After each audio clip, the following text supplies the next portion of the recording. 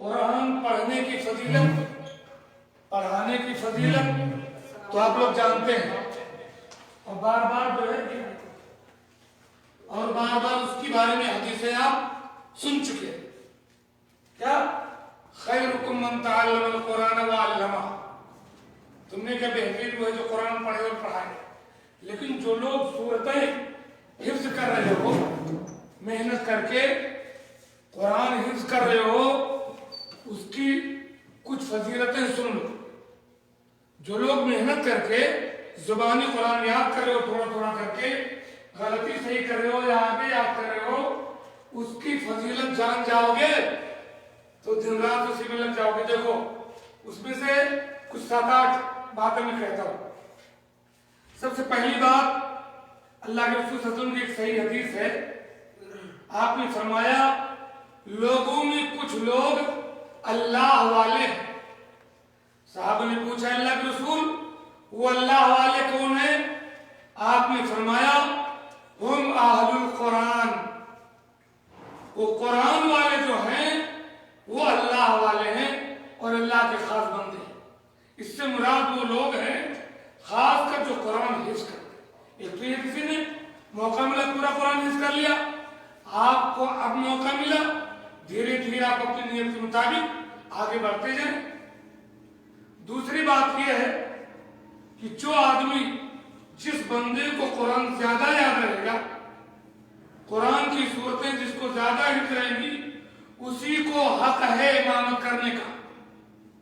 چاہے کوئی پردھان منتری آ جائے، چاہے بڑے سے بڑا لیڈر آ جائے، پیسے والا، کمپنی کا مدیر اور کفیل آ جائے، کسی کو حق نہیں ہے مصلی پہ آگے بڑھنے کا.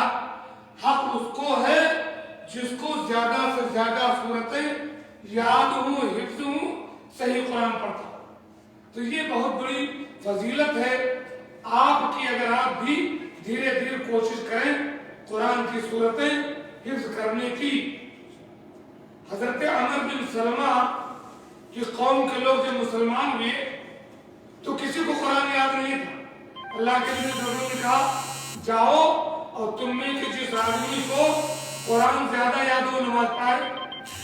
بڑے بوڑھے کے قوم میں عمر بن سلمہ کہتے ہیں کسی کو قرآن یاد. میں 6 یا 7 سال کا، عمر بن سلمہ صرف 6 یا 7 سال کے تھے، ان کو قرآن یاد تھا. عمر بن سلمہ امامت کیا کرتا. معلوم یہ ہوا کہ اگر بچہ حافظ قرآن ہے تو بچے کی امامت درست ہے. جو لوگ یہ کہتے ہیں کہ نابالغ بچے کی امامت جائز نہیں ہے، وہ بخاری شریف کی اس حدیث کے مطابق بہت بڑی غلطی پر. یہ بخاری کی حدیث، 7 سال کے تھے عمر بن سلمہ جب لوگ مسلمان نہیں ہوئے تھے، اور لوگ مسلمان ہو کر وہاں سے گزرتے تھے جہاں وہ رہتے تھے، تو ان سے انہوں نے قرآن سیکھا تھا اسلام لانے سے پہلے. حتیٰ کہ وہ کہتے ہیں کہ جب میں سجدے میں جاتا تھا تو میرے پاس ایک ہی کپڑا تھا، ہوا چلتی تھی میری سرین پیچھے سے کھل جاتی تھی. عورتیں پیچھے ہوتی تھی. فتح مکہ کے بعد کا واقعہ ہے. عورتوں نے کہا کہ بھیا امام کا چوتر تو ڈھک دو، تو لوگوں نے میرے لیے قمیض سلوا دی اور پھر ازار، پھر میں نماز پڑھا. تو پہلی سب سے بڑی فضیلت یہ ہے کہ آپ کو یہاں نہیں اپنے گاؤں میں کئی ایسی جگہ آپ پہنچیں گے جہاں آپ کو سب سے زیادہ یاد ہوگا تو آپ حقدار امامت کے.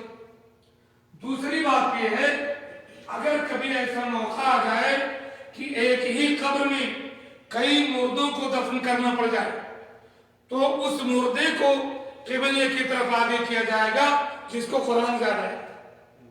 غزوہ احد میں اللہ کے رسول صلی اللہ علیہ وسلم نے جانتے ہیں 70 صحابہ شہید ہو گئے تھے، تو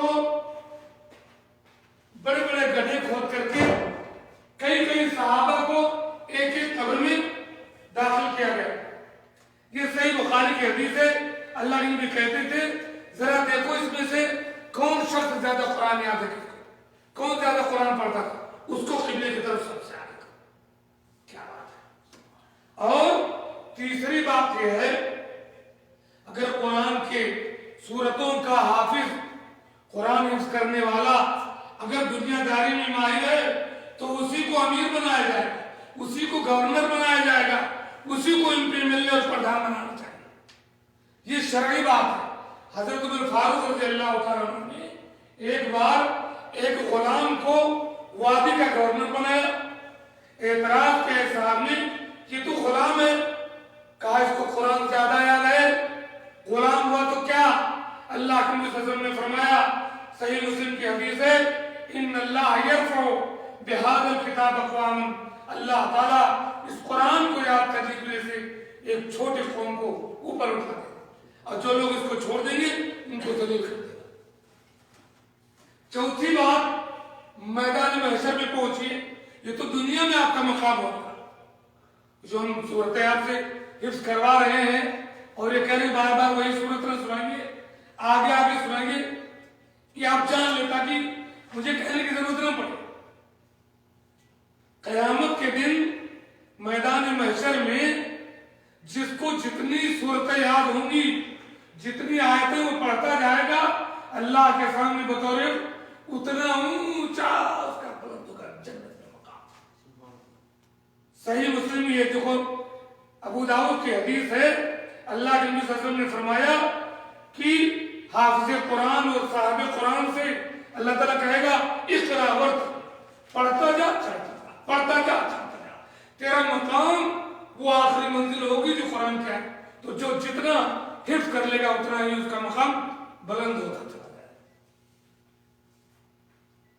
پانچویں بات, بخاری اور مسلم کی حدیث ہے کہ جو بندہ قرآن پڑھتا ہے اور قرآن کی صورتوں کو حفظ کرتا ہے, اس کا حافظ ہے, قیامت کے دن وہ اللہ کے بزرگ فرشتوں کے منازل میں, فرشتوں کے ساتھ اس کا اٹھنا بیٹھنا, فرشتوں کے ساتھ انشاءاللہ اس کا چلنا اور پھرنا ہوگا, انسانوں کے ساتھ بڑے بڑے فرشتوں کے ساتھ. یہ مقام ہے اس قرآن کو.